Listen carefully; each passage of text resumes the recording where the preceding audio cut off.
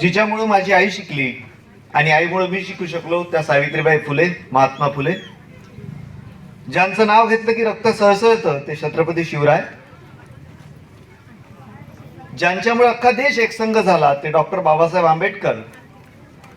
मैं उस ईश्वर का सेवक हूं जिसे अज्ञानी लोक मनुष्य कहते हैं असं म्हणणारे विवेकानंद आणि खऱ्या अर्थानं संत असणारे ज्ञानेश्वर महाराज, तुकाराम महाराज, गाडगे बाबा, राष्ट्रसंत तुकडोजी महाराज यांना अभिवादन करतो. रमेश काका जयस्वाल यांच्या आदरांजली सभेमध्ये उपस्थित सर्व मान्यवर कुटुंब, सगळ्यात आधी मी त्यांना आदरांजली व्यक्त करतो. आणि मी जे इथं बोलतोय ते तेच बोलताय असं एवढं समजून तुम्ही सगळे ऐकून घ्या. आकाशचे जरी बाबा असले आणि गेल्या 15-20 वर्षापासून घरी येणं जाणं माझं असायचं. इकडे दौरे असले की रात्री बेरात्री घरी पोचणे, आकाशकडे थांबणे. एकदा रात्री 2-2:30 वाजता आम्ही घरी पोचलो. बाबा झोपून दिसत होते आम्हाला. आईन दार उघडलं होतं आणि त्यांनी पाहिलं, सुबह बात करते म्हणे, असं ते बोलले. सुबह बात करते म्हटलं आता आपल्याला काही गोष्टी ऐकायला लागणार आहे. सकाळी 9-10 वाजता ते गॅरेज काहीतरी मशीनवर काम करत होते. का गए थे? सांगितलं असंच झालं, ते करणीचं प्रकरण होतं, प्रबोधन करायला गेलो, असं तसं. शांतपणे ऐकून घेतले. मला त्यांनी कर्नाटकात एक घटना घडलेली आहे आणि ते काल पेपरात आली होती छापून, याबद्दलची माहिती दिली. माझ्याही ते कधी वाचनात नव्हतं आलं. आणि हे देशभर तुमचं काम वाढलं पाहिजे यासाठी त्यांनी कसे प्लॅनिंग केले पाहिजे याबद्दल माझ्याशी त्यांनी अर्धा एक तास चर्चा केली. त्यानंतर मला आठवते, आजपासून 2-3 वर्ष आधीची ती गोष्ट आहे. मी दुपारी आलो आणि मला त्यांनी एक प्रश्न विचारला. तो प्रयोग मी तुम्हाला सगळ्यांना करून दाखवणार आहे की हे खरंच घडते का. मला वाटतं ते शेतात होते, इथं याच शेतात होते आणि शेतात त्यांना कोणतरी सांगितलं की पाणी पाहण्यासाठी नारळ उभं करणारे लोक फिरत आहेत. जिथं नारळ उभं होते तिथे पाणी लागते. तो बाबू ये बात सही है क्या? मला ते प्रश्न केला, बाबू ये बात सही है क्या? ऐसे कैसे नारियल खड़ा हो जाएगा, पानी कैसे, क्या पता नहीं. बोला काका वो बहुत आसान बात है. मग एक नारळ आणलं. मी त्यांना विचारत गेलो का असंच नारळ होतं? तर हो म्हणजे असंच नारळ होतं. हे घडलेलं आहे. आमच्या दोघातल्या संवादातली गोष्ट मी तुम्हाला सांगतोय. आणि असे माझ्याजवळ ते नारळ होतं आणि मला ते आठवलं आता इथे आल्यावर.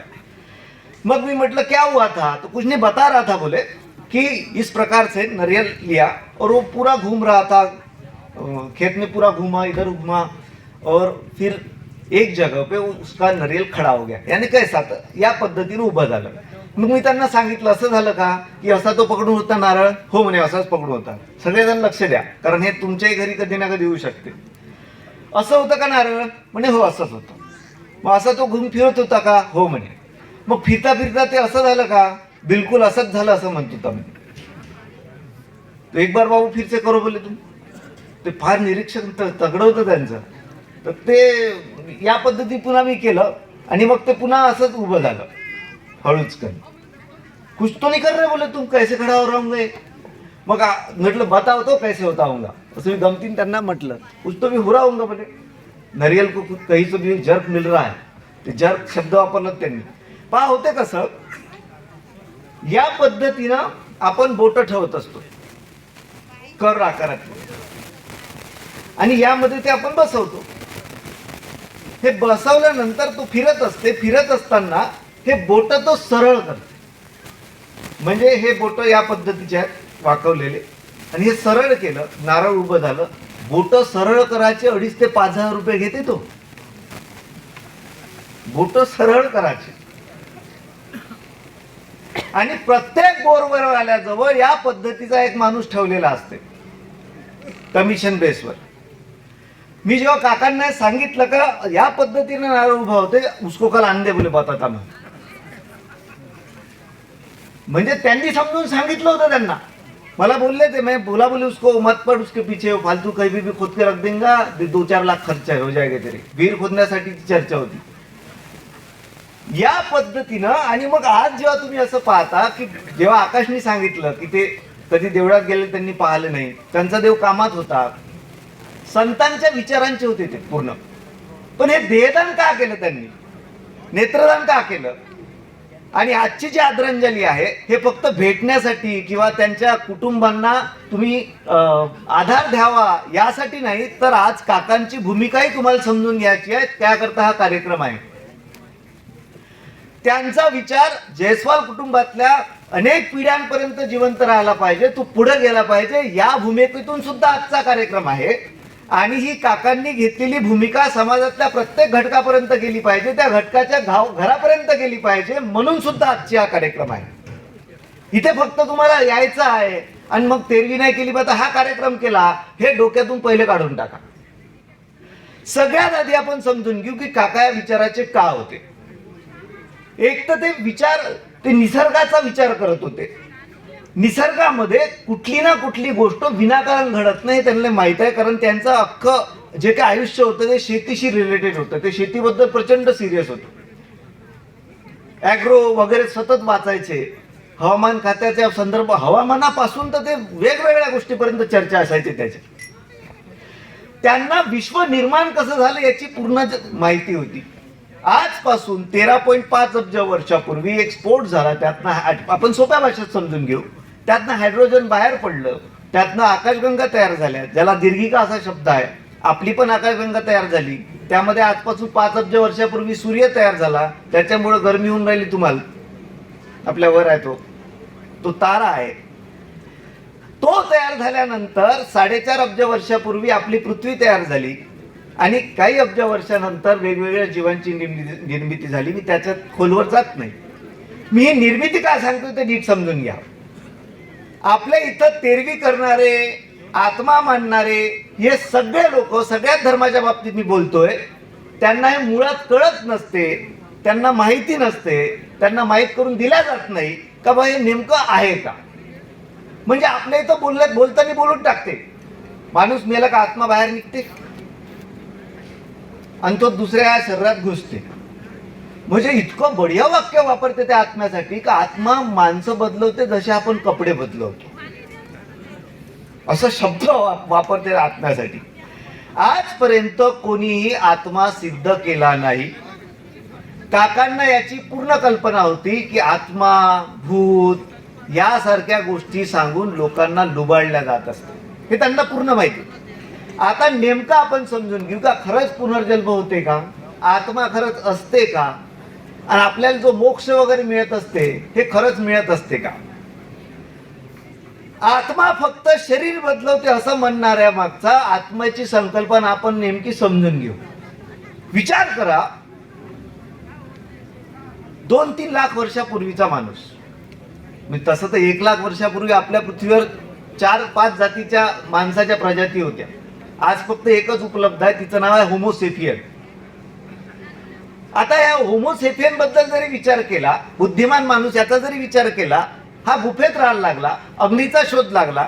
अग्नीचा शोध लागल्यानंतर हळूहळू शेतीचा शोध लागला. आजपासून 10 ते 11 हजार वर्षापूर्वी शेतीचा शोध लागला. शेतीचा शोध लागल्यावर दगदग थांबली. चांगल्या जमिनीच्या तिथं शेती करणं सुरू केले. नदी नाट्याकाठी नदींच्या जवळपास गावं वसले. हळूहळू संस्कृतीचा उदय झाला. परंतु या आत्म्याची संकल्पना कशी आली नेमकं समजून घ्या. ज्या वेळेला आपल्या शरीर शास्त्राबद्दल कुठलीच माहिती नाही. बरं, आपल्याला किती माहिती आहे आपल्या शरीराबद्दल, वैद्यकीय शास्त्राबद्दल आपल्याला कोविडनं समजून सांगितलं. म्हणजे ऑक्सिजन लेवल कमी झाली तर लोकांना उलटे झोपवले. लोक ऑक्सिजन लेवल वाढते म्हणे यानं. काहीनं पिपळ्याच्या झाडाखाली पेशंट बसवले, ऑक्सिजन वाढते म्हणे यानं. 2020-22 साली आपली अक्कल इतकी चालत असन तर तेव्हा कशी असन याचा मी तुम्हाला एक अंदाज बांधून देतो. टोळी आहे, थोडासा संवाद सुरू झालेला आहे, ओरडवारड आहे, खुनातून बोलणं सुरू आहे, शिकारी करणं सुरू आहे. संध्याकाळी अंधारात आहे, का दिसत आहे, नाही दिसत आहे. पण एकदा असं होते, अनेकदा असं होते की अचानक माझा आवाज येतोय ना, बस बस तेवढंच पाहिजे आपल्याला. ज्याला येत नाही त्यानं जवळून बसावं. लोक असेच बसून आहे आणि बसल्यानंतर अचानक एखादा माणूस चक्कर येऊन पडला. आता पडल्यानंतर काय झालं, पडल्यानंतर त्याला विचार आला काय झालं, नाही राहू दे ठीक आहे, हे हा चालू आहे का? स्पीकर सुरू आहे. हो. तज्ञ मार्गदर्शक कुठं आहे? हॅलो, खरंच आहे का लाईन? लाईन हो, लाईन आहे ना. बरं ठीक आहे. लाईन आहे का? लाईन आहे. आता आली. भाऊ उठल्याशिवाय काही इथे आली नाही, म्हणूनच थोडं पाणी बघा. आता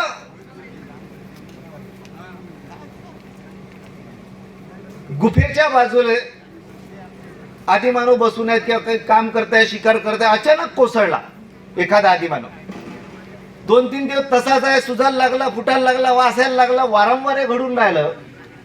आणि नंतर हा अंदाज बांधला गेला का काहीतरी असलं पाहिजे जे बाहेर निघते आणि त्यामुळं आपण आपलं शरीर काम करत नाही. त्याला नाव दिलं आत्मा. श्री मासिक नावाच्या एका मासिकानं आत्मा बाहेर निघाला, काचीची पेटी फोडून निघाला यासारखे प्रयोग झाल्याची बातमी दिली. ती खोटी बातमी, असा कुठेही प्रयोग झाला नाही. आता तुम्ही म्हणाले खरंच असं झालं असेल का बाबा, असा त्याचा अंदाज खरा असेल का? मी तुम्हाला छोटंसं उदाहरण देतो. 20-25 वर्षापूर्वी, 30 वर्षापूर्वी ग्रामीण भागात नाही तर शहरी भागातले काही लोकांना असं वाटत होतं की हार्ट अटॅक म्हणजे काय, तर रात्री नॉनव्हेज खाल्लं असं ना नड्यात हार्ट अटॅक म्हणून हार्ट अटॅक आला. खोटं वाटतं तर आजील विचारून का कोणी. 25-30 वर्षापूर्वी हार्ट अटॅक याबद्दल जर असा समज असेल तर त्या काळामध्ये एखादा माणूस दणकण पडून जाते, हालत नाही, 2-2 दिवसानंतर फुटून जाते, वास यायला लागतं. ही संकल्पना बाहेर येणं साहजिक गोष्ट आहे. परंतु आज ही संकल्पना खोडून काढण्याची गरज होती, जेव्हा की आपल्याला सगळं माहित आहे. एक पेशी प्राणी कसा तयार झाला, त्यानंतर पुढं जलचर, सलचर, उभयचर कसे प्राणी तयार होत गेले, उत्क्रांती कशी झाली, सगळं आपल्याला आज माहित असताना सुद्धा आत्मा ही संकल्पना खोडून काढण्यासाठी कुणी पुढे येत नाही. आणि सगळे धर्मगुरू आत्मा आहे असं सांगते. त्याचं कारण असं आहे, आत्मा नाकारला का पुनर्जन्म नाकारा लागते, पुनर्जन्म नाकारला का पाप पुण्य नाकारा लागते, पाप पुण्य नाकारलं का मग शांत्या भिंत्या बंद होते आणि मग पोटाचे व्यवसाय धंदा बंद होऊन जाते. महत्वच उरत नाही ना मग पूजा पाठचं. म्हणून आता पहिले समजून घेऊ आपण का हे खरंच करणं गरजेचं आहे.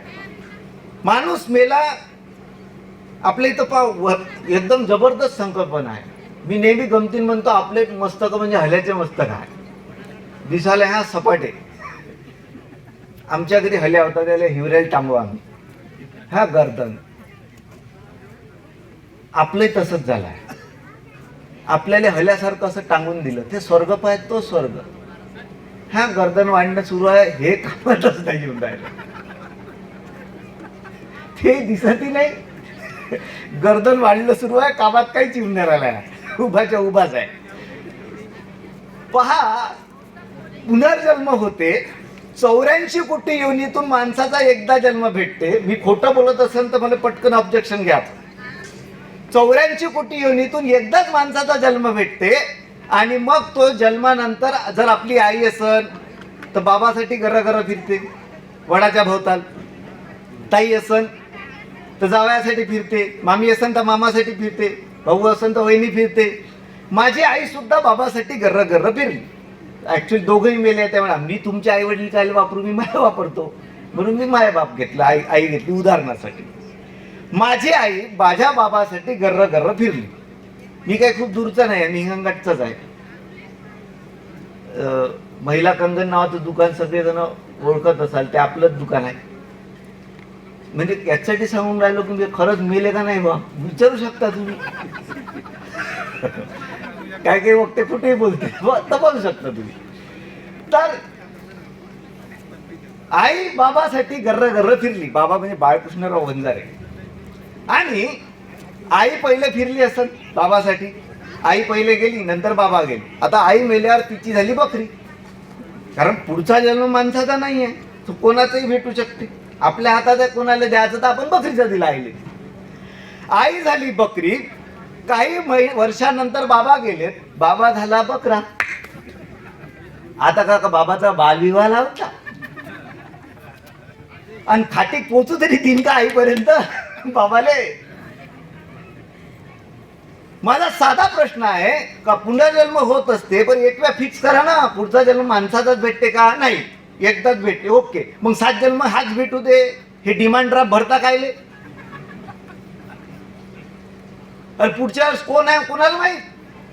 पण गंमत पा कशी आहे, वडाच्या भोवती फिरल्यानंतर अप्लिकेशन केल्यावर वरतं अप्लिकेशन जातेस, ओके म्हणते, आई बी फिरली, बाबासाठी बाबाला ओके म्हटलं, ते बकरी घ्यायला झाले ते तुम्हाला माहित आहे. माझा मूळ मुद्दा असा आहे, असं जर अप्लिकेशन करून जर मनासारखं भेटत असेल, जो पाहिजे तो नवरा भेटत असेल आणि पुनर्जन्म खरंच होत असेल, तर माझं म्हणणं असं आहे, अरे चांगला मागा ना, कलेक्टर मागा, SP मागा, DYSP मागा,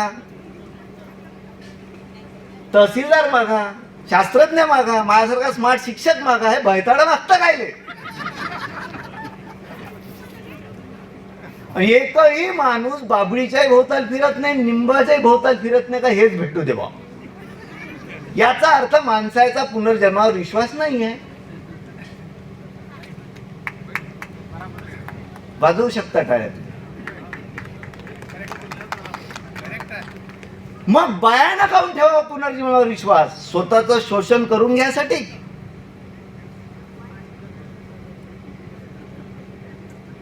केवढी आग असत, हाच दे. 7 जन्म हाच दे. त्याच्या भाऊ बरोबर बोलले.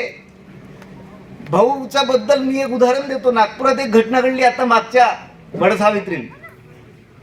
एक आजी वडाच्या भोवताल फिरून आली. काकाला माहित झालं. काका धावत गेले, कैचीनं ते धागे तोडून टाकले. म्हणला पाहिजे म्हणतो.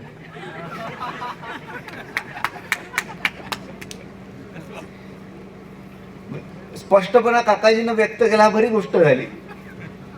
गमतीचा भाग जरी सोडला तरी आत्मा या पद्धतीनं आपण मानत असतो, त्यानंतर या पद्धतीचे कर्मकांड करत असतो. काकाचा त्यावर विश्वास नव्हता, त्यामुळे आता हे शरीर का जाळलं पाहिजे? शरीर जर नाही जाळलं तर आपण स्वर्गात जात नाही अशी मान्यता आहे.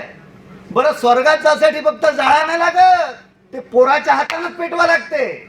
म्हणून पोरगा पाहिजे. हे काऊन मरमर करते वंशाचा दिवा घर जाळासाठी? हे त्याचं हे कारण आहे का जेव्हा आपलं पोरग अग्नी देतो तेव्हाच आपण स्वर्गात जातो. ही भावना त्यामाग आहे. ही हे हे हे हे हे त्यामागचं गणित आहे.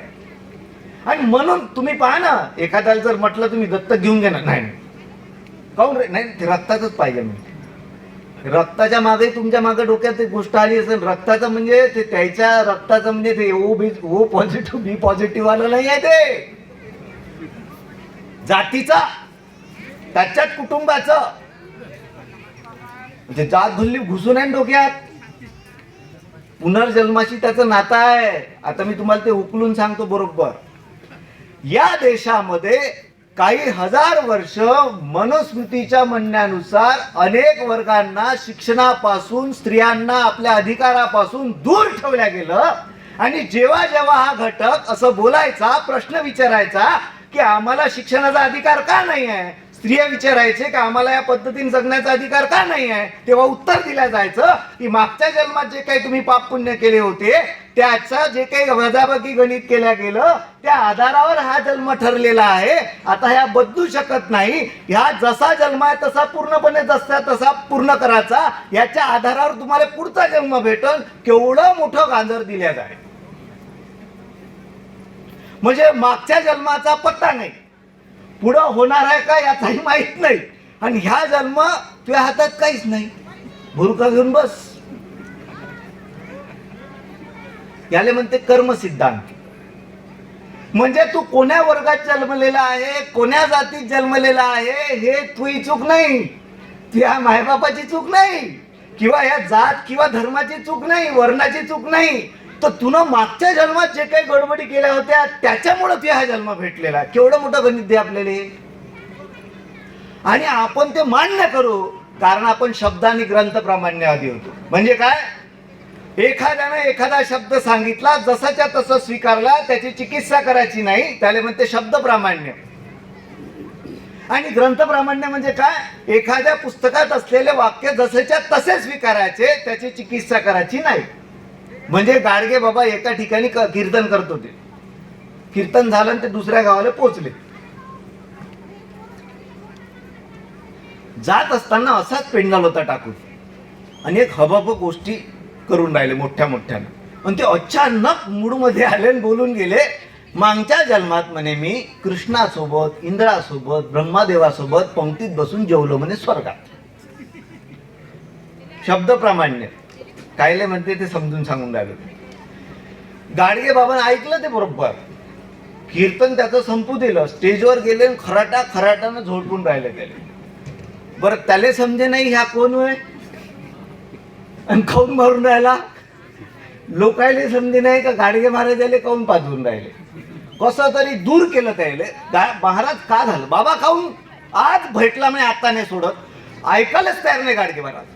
2-4 झोडपे महाराज जाय, पुन्हा लोक त्याला नेत जाय. कोणाला काही समजत नाही. गाडगेबा शांत झाले, त्याला शांत करून बसवल्या गेलं. तो भेदारून काऊन मारून राहिला, ह्या कोण होय बा, काहीच समजायला नव्हतं त्याला. नंतर त्याला माहित झालं गाडगेबा बाबा त्याने पाया पडलं असं तसं. काय पाया नको पडू म्हणे, आता सोडतच नाही म्हणे तुले. तो एवढा भेला. त्यानंच विचारलं का चुकलं म्हणे माया. बाकीच्याने विचारलं का चुकलं म्हणे. ते म्हणाले गाडगे महाराज, ह्या जे बोलला ना म्हणे मागच्या जन्मात ह्या कृष्णासोबत, इंद्रासोबत, ब्रह्मदेवासोबत पंक्तीत बसून जेवला, बरोबर बोलला म्हणे. खोटं नाही बोलून राहिला म्हणे. ह्या बसला म्हणे, यानं जेवणी केलं म्हणे. यायची जेव्हा देवायची पंगत बसली म्हणे तेव्हा मीच होतो म्हणे वाढायला. मीच होतो म्हणे. म्या वाढण केलं म्हणे यायले. मग आमच्या वाढणाऱ्याची पंगत बसली म्हणे. वाढणाऱ्याची जेव्हा पंगत बसली म्हणे तर याच्याकडे होतं म्हणे तूप वाढायचं. याले मी 3 वेळा दिला म्हणे, अरे तूप वाढ रे, तूप वाढ रे, तूप वाढ रे. ह्या चालला म्हणे समोर. आज भेटला म्हणून कुठला म्हणे धरून. याले म्हणते शब्द प्रामाण्याचं उत्तर देणे. आता तुम्हाला शब्द प्रामाण्य खोटं होते लक्षात येते. शब्द प्रामाण्य अनेकदा या पद्धतीने चमत्कार सांगायला गेले. आपल्याला आत्मा असाच आपल्या डोक्यात टाकला, नाही नाही पुनर्जन्म होते.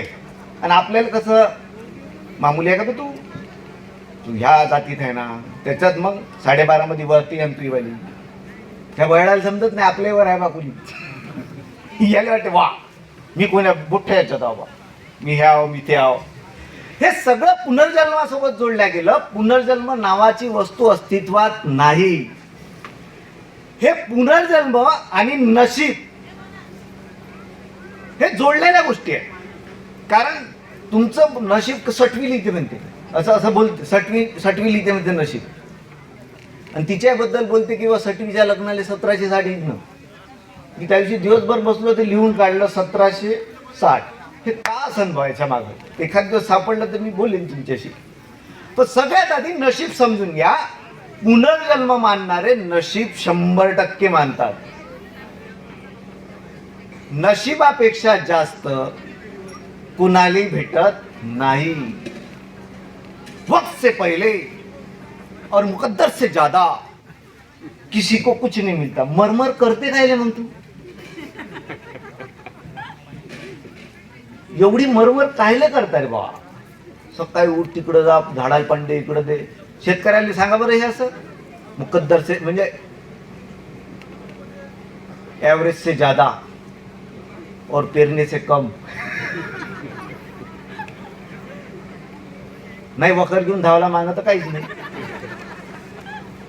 मेहनत करणाऱ्यांना नशिबी संकल्पना मान्य नसते. त्यांना माहित असते जे पेरलं तेच उगवते. आपलं कसं आहे, एरंडीन पेरणं सुरू आहे ना, हा ऊस लागला पाहिजे म्हणते. कसं उगवल ऊस? नशीब मानणाऱ्यांना अखिल भारतीय अंधश्रद्धा निर्मूलन समिती नेहमी एक उदाहरण देते. मी तुमच्या समोर ते देतो नशिबाच्या संदर्भात. ज्यांना ज्यांना असं वाटते की नशीब आहे त्यांना हातवर करायचे. मी तुमच्या जवळ येतो, तुमच्या कानाखाली सन्न वाजवतो. तुम्ही चिडले तर मी म्हणेन काही टेन्शन घ्यायचं कारण नाही. आकाशली काही बोलू नका, भैयाली काही म्हणू नका, आईजवळ काही तक्रार करायची नाही. काऊन नाही? अरे बाबू पाय 26 तारखेला 3 वाजताच्या दरम्यान तुया कनपट खाणं लिहिलं होतं. आणि माझ्या नशिबात तुले गणपतीत देणं लिहून होतं. सगळं वरच्याच्या हातात आहे बाबू. आपण निमित्त मात्र आहोत. तुझं काम आहे खाणं, माझं काम आहे मारणं.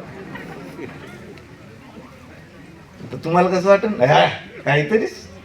आता आपलं उलट स्पिरिट जागर होत नाही. नाही ते असं किसन नाही, नशीब बिशीब नाही राहत. मतलबी गोष्टी स्वीकारासाठी, आपल्या बाजूच्या गोष्टी स्वीकारासाठी नशीब मोठमोठे हे जे मोठे मोठे लोक होऊन गेलेत ना, याच्यानंतर दुसरे होत का नाही माहिती आहे? त्याचं कारण सांगतो. आपल्या भारतात शब्द प्रामाण्य, ग्रंथ प्रामाण्य आहे. हे नशीब मानणारी पिढ्या आपण तयार केलेल्या आहेत. आणि त्याच्यात हे मोठे मोठे लोक काय सांगते, सगळं परमेश्वराच्या हातात होतं, सगळं माझ्या नशिबात लिहून होतं. तुला मेहनत नाही केली मग.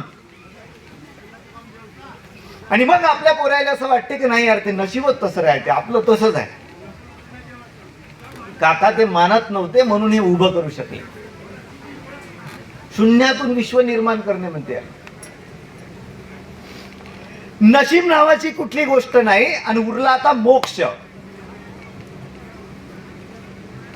टीव्ही सुरू केल्याबरोबर सकाळी तो पहिले येत होता, सब कुछ माया है, माया का पसारा है, मोक्ष को पाना होगा, परमात्मा को पाना होगा, तो जयराम जी की कहना होगा. आसाराम बापू पुरा मोक्ष भेटला आता परमनंट. बरं त्याला असं वाटलं मीच काऊन एकटा राव, पोराले बोलवून घेतलं.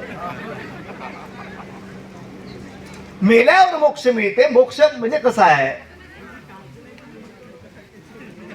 धर्म, कर्म, काम आणि मोक्ष हे 4 पुरुषार्थ सांगितले गेले आपल्या भारतीय संस्कृतीमध्ये. धर्माचं काम करा, धर्म हे केला पाहिजे. त्याच्यानंतर अर्थकारण म्हणजे पैसे कमवले पाहिजे. काम म्हणजे पारिवारिक सुख जे काही असतं ते. आणि मोक्ष हे मोक्षाचं जे काही आहे, हे मोक्ष तुम्हाला भेटलं पाहिजे. मोक्षाशिवाय तुम्हाला स्वर्ग प्राप्ती नाही. मोक्ष म्हणजे काय, या प्राणी जीवनातून म्हणजे काय, पुन्हा मृत्यू, पुन्हा जन्म, पुन्हा मृत्यू, पुन्हा जन्म, याच्यातून तुमची मुक्तता म्हणजे मोक्ष, असा त्याचा अर्थ. सर्वसाधारण म्हणजे या जन्मातून थोत्याचा, बकऱ्याचा, मग मेंढक्याचा, मग पक्ष्याचा, मग घुबडाचा, डुकराचा. कसं वाटतं ऐकायला? ऐकाच लागत नाही. जर तुम्ही मानलं का 24-84 कोटी योनीतून जाता. माझा प्रश्न आहे या संकल्पना सांगणाऱ्यांना, 84 कोटी योनीतून माणसाचा जन्म होत असते, याचा अर्थ तुमच्या माझ्या पृथ्वीवर 84 कोटी प्रजाती आहेत का? जर नसेल तर हे खोटं आहे, हे नेमकं समजून घ्या. मोक्ष या पद्धतीने मिळते. या जन्म मृत्यूच्या फेऱ्यातून मुक्तता होते. त्यासाठी आयुष्यभर पुण्य करायला पाहिजे. आणि केले असं पाप तर ते धुवून घ्यायचे. निरमा लावायचा, त्याले सोड्यात भिजवायचं आणि कच्च धुवून काढायचं. ते कोण धुवून देते पाप?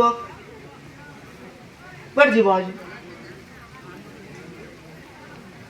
चौरंग मांडला ग्रह म्हणून खारका बदामा. मला एक समजत नाही, आपले आई वडील मरते, आपण आठवणून का नेतो? हाड, गोटे, बरोबर. गणपती शिरवतो, आठवणून रेती नेतो, 5 गोटे नेते, बरोबर. मग इथं ग्रह म्हणून कथेत गोटे ठेवणं बे. इथं काय पाहिजे असतं खारखान बदामा. लोकही विचार झाले, ते सडल्या ठेवते आता. मग ते पॅटर्न बदलला, आता फळं पाहिजे म्हणते. माझ्या दोस्तानं कहर केलं त्या फळासाठी.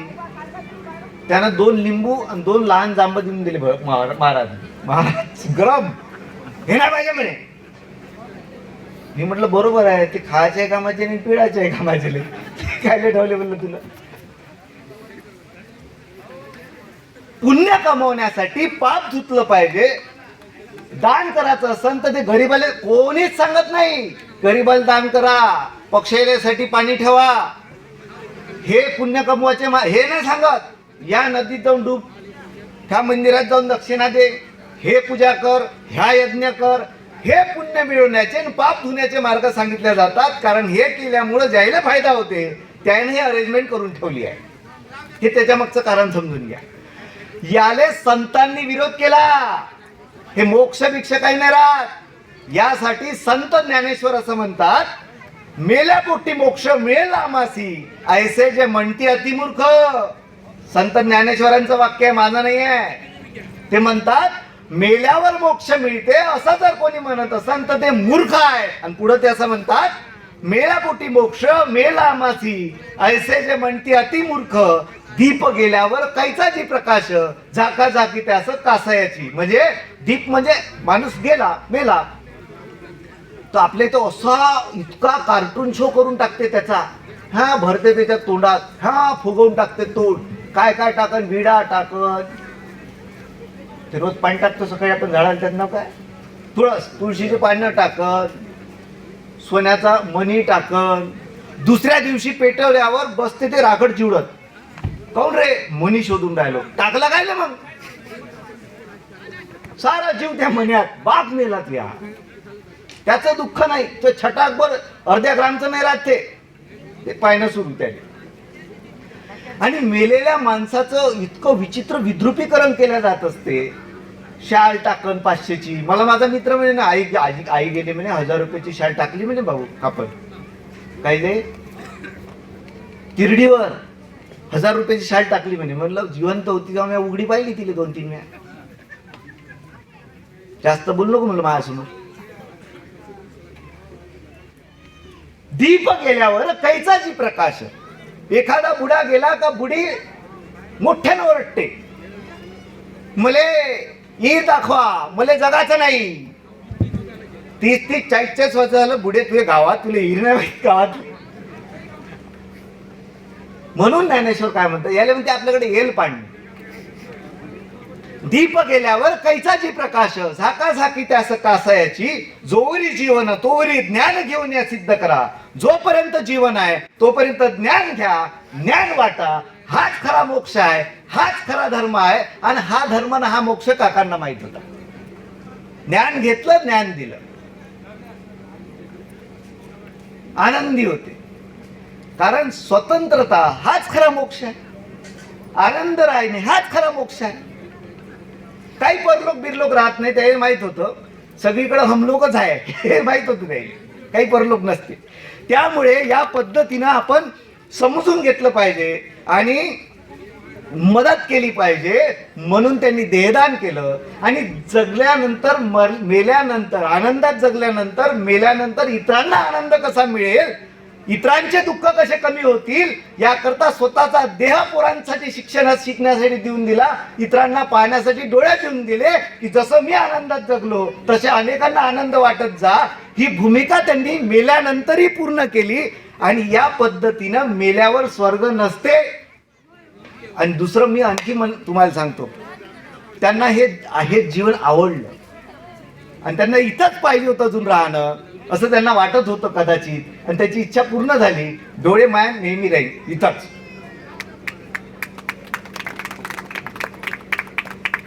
मेरी नजर सबको देखती रहेगी, हा आनंद होता त्याचा. आणि यामुळे या समाजातल्या घटकांनी, या समाजातल्या लोकांनी, आपण सगळ्यांनी काकांची भूमिका समजून घेतली पाहिजे. आणि अत्यंत क्रांतिकारी कार्य त्यांनी केलं. आणि त्यांच्या या सगळ्या आयुष्यावर वेगवेगळ्या क्रांतिकारी निर्णय त्यांनी घेतलेत. आई त्यांच्या पाठीशी खंबीर उभी होती. तिन्ही मुलं सुना खंबीरपणे उभे आहे. बरं, आम्ही त्यांच्या घरी गेल्यावर आम्हाला वाटत नव्हतं की आम्ही त्याच्या कुटुंबातले होय की नाही. आम्हाला कुटुंबातच वाटत होतं, घरच्यासारखं आम्ही राहत होतो. इच्छेनं आम्ही बोलत होतो. कारण ते वातावरण काकांनी घरामध्ये निर्माण केलं. कारण त्यांना माहित होतं घरातच स्वर्ग आहे, मेल्यावर काही भेटत नाही. प्रत्येक घरामध्ये हे जीवन एकच आहे, यानंतर कुठलंही जीवन नाही आहे. त्यामुळे प्रत्येक घर स्वर्गासारखं तयार करूया. प्रत्येक व्यक्ती एकदाच जन्माला येतो. हे सुंदर आयुष्य सुंदर पद्धतीने जगूया आणि इतरांनाही जगण्यासाठी प्रेरित करूया. आणि मेल्यानंतर देहदान करून, अवयदान करून, नेत्रदान करून हा आनंद वाटत जाऊया. एवढं कळकळीचं आवाहन करतो. इथेच थांबतो. धन्यवाद.